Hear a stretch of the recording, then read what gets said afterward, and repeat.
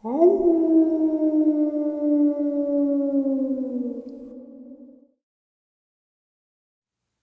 greetings and salutations, everyone. Welcome back for a kind of surprise, fun little update.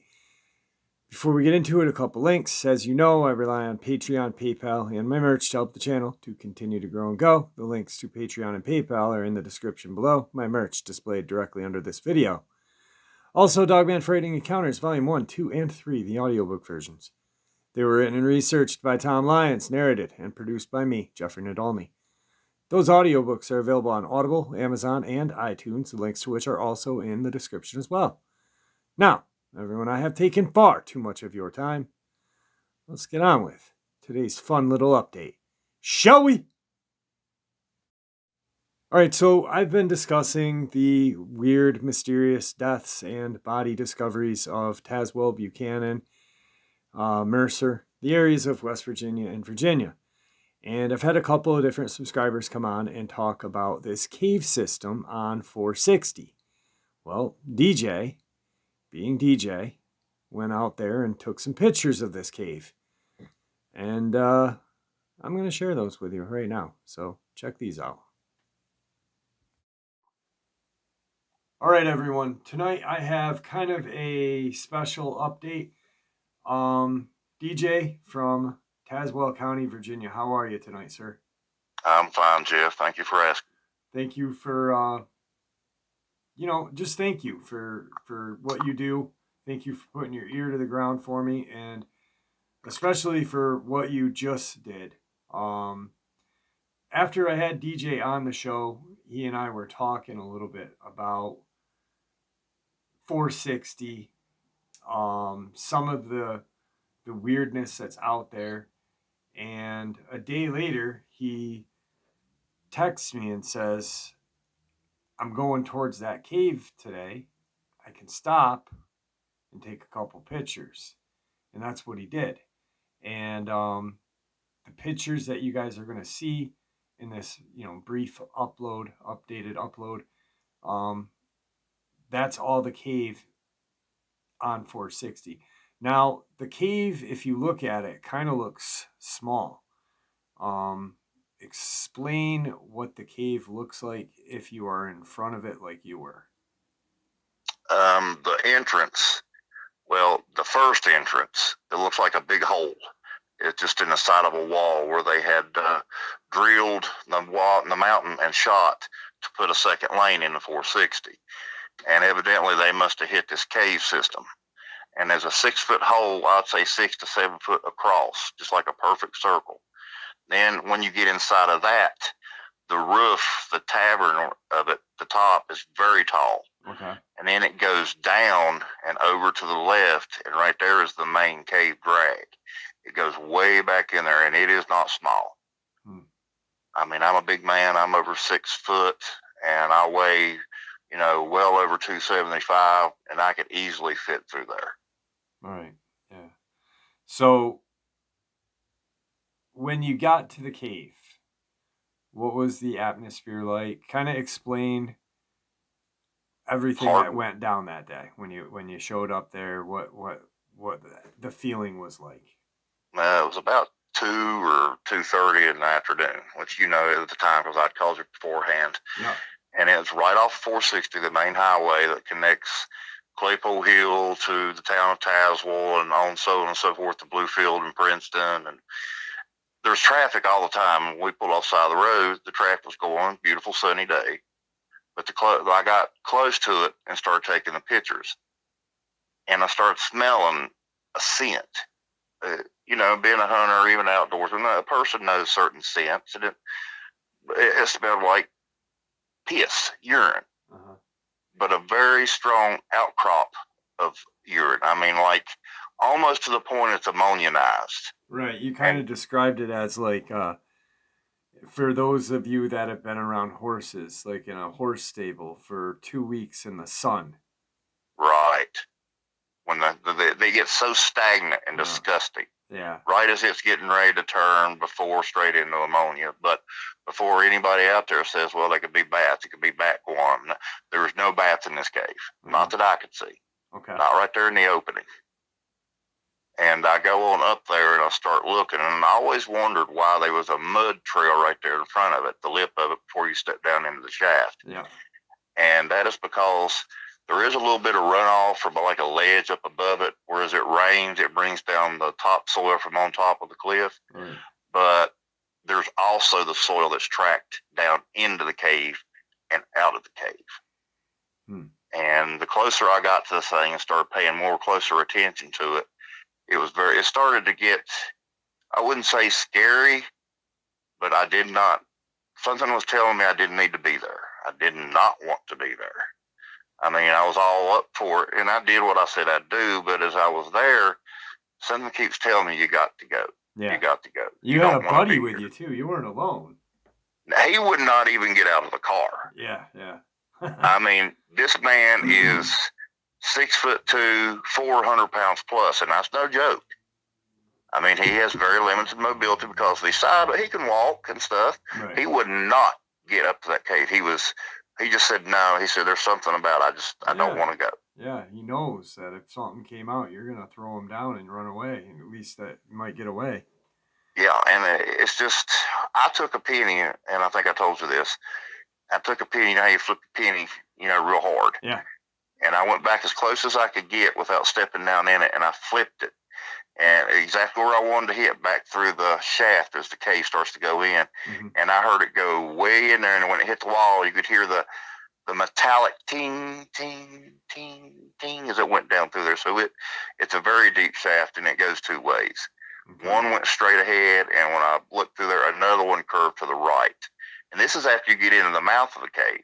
When you step into the mouth, there's the big entrance, as people will see, if you show the pictures. And when I was taking pictures, I never noticed it. And I seen in one of the pictures that there was something blocking part of the shaft that I looked up. And there's like a big monkey bar, a natural monkey bar that's made out of rock, out of limestone. And it stretches like a perch across the top of the roof of the cave from one side straight across to the other. And it's a perfect perch. I didn't think none of it. I just realized it was blocking the pictures. Well, as I'm, rolling the pictures to get you another one, I see marks. And I look up and I start looking real closely and squinting and moved out where the light hit it. You can actually see scratch marks on the stone. Claw marks of whatever used that for a perch or an extension, a ladder, or something to crawl back and forth hanging. I don't know. But there was something on it that actually made marks from the talons, claws maybe, that was on this beam. And I'm sure you've seen it yourself. Yeah, and everyone will see the pictures because that's I'm going to try to put all of them in the upload so everyone can see what we're talking about. Right. I just hope they can see the marks that we've seen. But to get up there, there's no way. And, well, maybe somebody that scales rocks, or spelunking could, about 150 to 160 pound person might be able to scale it and get up there. But your normal average human cannot get up there. Right. I mean, it's that tall. And the roof extending from the beam up, it had a good 6-7 foot, up there in the tallest spot. And the funny thing is, the way this thing stretched, it stretched all the way around the mouth of the open of that cave. It's like it could watch anything coming and going out of the mouth of the cave, it bent down, watching out on the road, or it could look down at any unknowing, food for it, whatever it may be, a raccoon or a possum or a fox, a groundhog, or a squirrel could easily be prey for a predator that could sit up there on that daggone ledge and watch. And I think that's what it was used for. Because you've seen the marks yourself. That's no cat claw mark doing that. No, it's definitely not. And I wouldn't say it's, like it was death, but it just give off a bad vibe that you're not wanted there and you just don't want to be there. Yeah, that definitely is very, it's ominous. Something's very ominous about the cave, and I don't know if it's because I know and I've heard the guy who lives in that area, that Fox Lake Dogman. And it just when I looked at the picture, that's what I instantly thought of, the description that he gave. It resembled a fox. And then, he said it was a little skinnier than than the typical Dogman Arnold Schwarzenegger like thing. He said this one was skinnier. And, when you were talking about the ledge and stuff and how no human could get up there, then I started to think about, this thing's skinnier. It's more agile. It's going to have no problem getting in there. Exactly. Huh. Yeah. And I tried to, you've seen the picture, I tried to get as close to the soil as I could see to show any kind of tracks. The soil was sort of damp, but it was dry enough that it would take a lot of weight to force a track. But there's tracks there. You can see, people will be able to see the highway. The grass and the brush and the broom sage is beat down because something is going in and out of this place. Yeah. And there was an old track that you've seen as well as I did. It was old, but you could still see like a couple of paths where something had been in there. That one in the front kind of made out of mud. Is that what you're talking about? Yes, sir. Yeah. Yeah. And it's just, it's the perfect getaway, the perfect highway, the perfect, it could be used for anything.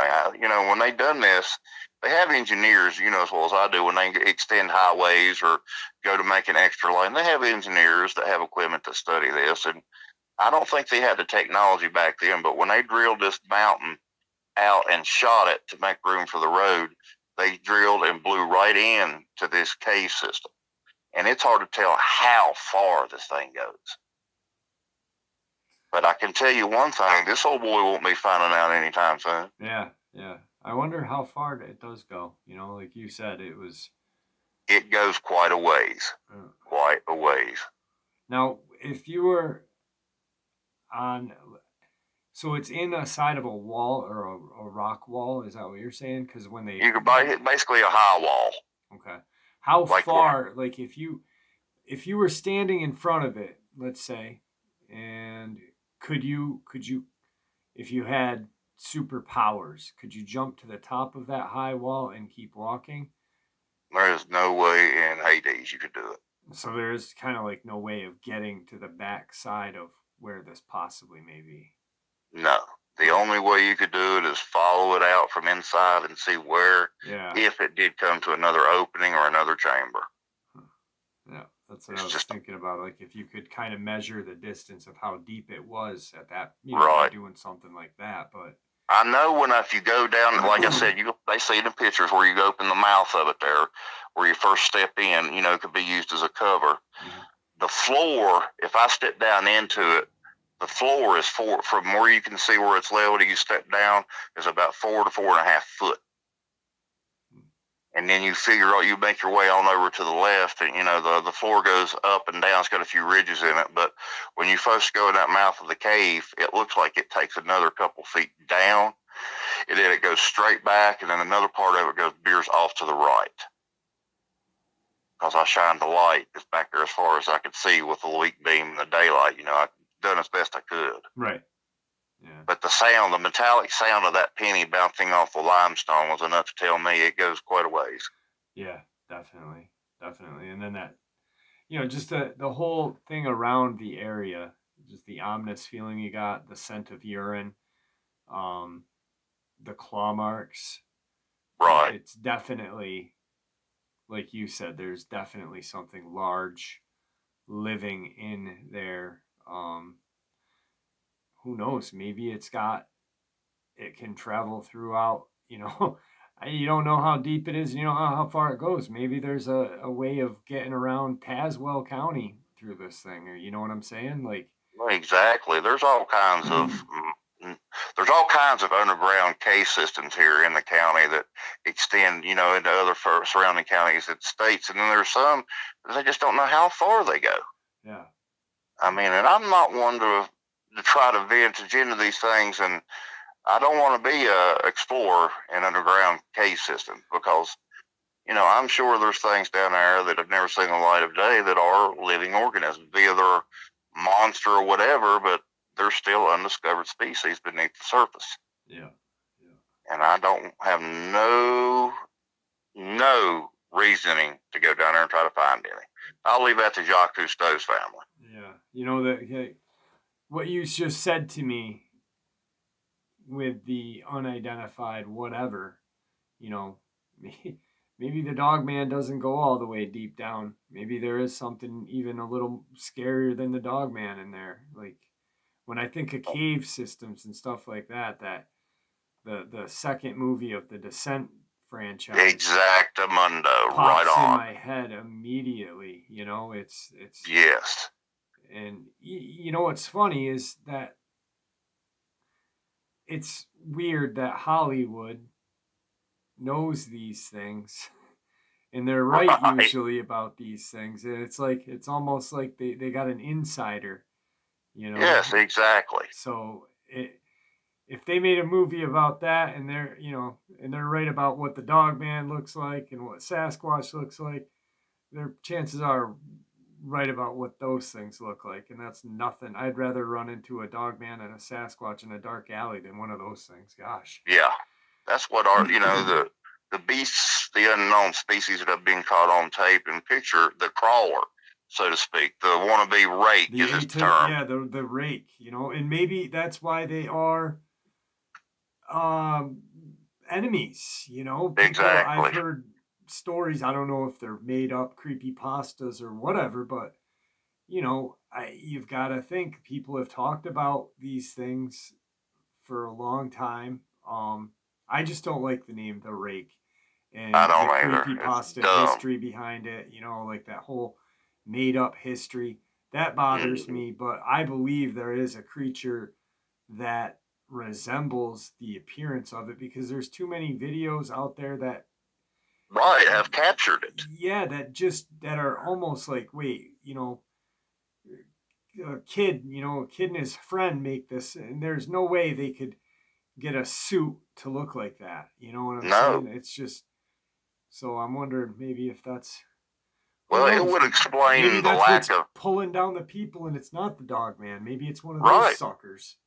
Well, it would explain the pigment, the lack of pigmentation in the skin, if you recall. Yeah, yeah, The lack of tan and color and how they're bluish gray.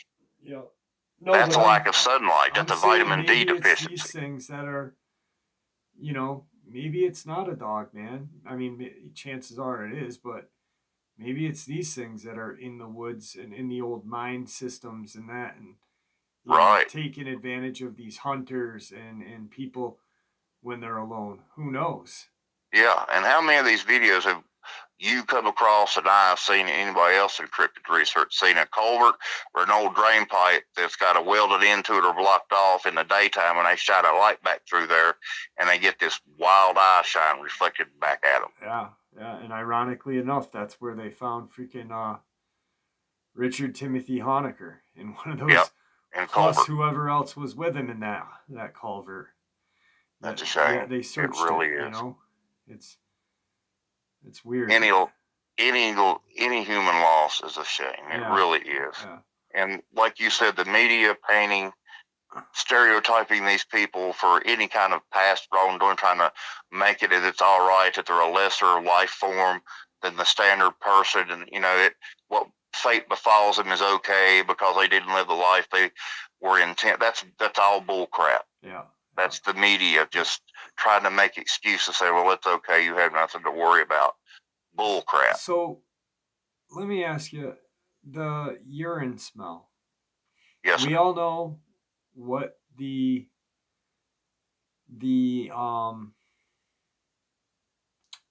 wide wide kind of explanation of what a dog man and Sasquatch kind of smells like. It's almost like urine and uh, roadkill or whatever. Right. Um, this smell didn't resemble that at all. It was a more of an ammonia like smell, huh? Well, it was an ammonia and trash like smell. Nothing that smelled like a decaying animal, but just trash. Okay. Like a sour smell, so to speak. Yeah. Yeah. That's And very I really got a strange. big whiff of it when, like I said, we were pulled right off of the 4 lane. A log truck went by full of logs, and the wind off of it blew by me, and it must have blowed that scent big time out of the cave mouth and into my face, and Yeah. that's where I got the biggest smell of it, and it's rotten gut. Yeah. That's It's disgusting. that's crazy. That's not some rotten water or iron water or runoff of stagnant water that's puddled up in there or something. There is something using and idolizing this cave system for food, shelter, traveling. I don't know, but the smell is not natural. It's not just there. Yeah. That's unbelievable. That I think it's crazy. It's so cool that I've got 3 different subscribers in your area, and the one mentioned 460, the cave with the fox like Dogman, and then you and I were talking, and you're like, I know right where that is, and we've talked about it a couple different times, and then then right after the day after the interview, you're out there getting a picture for me, and more than one, and I appreciate it. Listen to me. Don't do any dumb, crazy stuff like that again, okay? Yes, I'm in complete agreement, Jeff. The feeling alone was enough to tell me don't return. I appreciate you doing that for me, but don't do it again. I don't feel I won't. But I'm glad I did, Jeff, because the positioning of this cave didn't hit me until I was there. What is the one thing that every highway has?